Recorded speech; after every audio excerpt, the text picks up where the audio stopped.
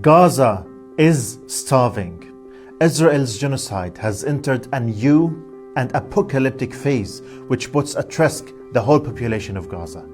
Barely any aid has been allowed in since March, and now the UN says at least 500,000 Palestinians will imminently be in IPC stage 5 malnutrition, which means starvation, destitution and death. If the US, the UK and Germany don't force Israel to unlock Gaza's prison gates to aid, it becomes the responsibility of us, the global population, to break the siege. And with the so-called civilized world supporting this mass starvation campaign, we, the people, must do more.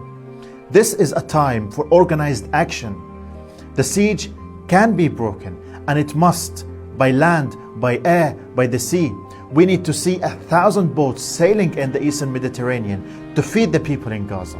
This is a people who have already spent nearly 2 years under the genocidal campaign of extermination from the air and the ground.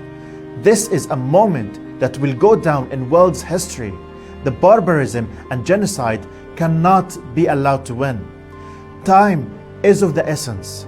The WHO now reports 74 Palestinians have starved to death in July alone, including 24 kids under the age of 5. How is this being allowed to happen? People across Gaza are fainting due to severe hunger, and images of skeletal babies are being posted every day. Meanwhile, just a few miles away from Gaza, UNRWA reports it has enough food to feed the entire population for 3 months. Let them in. Israel is saying it is letting some trucks to enter Gaza. But we should not be fooled.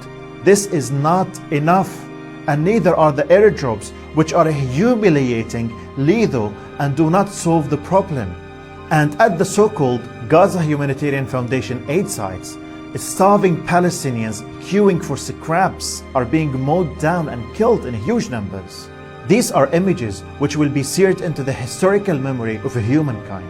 We have to escalate now, because Israel, backed by the US, is carrying out its final solution to their so-called Palestinian problem. Mass starvation is the chosen weapon to destroy the people in Gaza. This is no longer a time for merely social media posts or appeals to the complicit governments. We need action.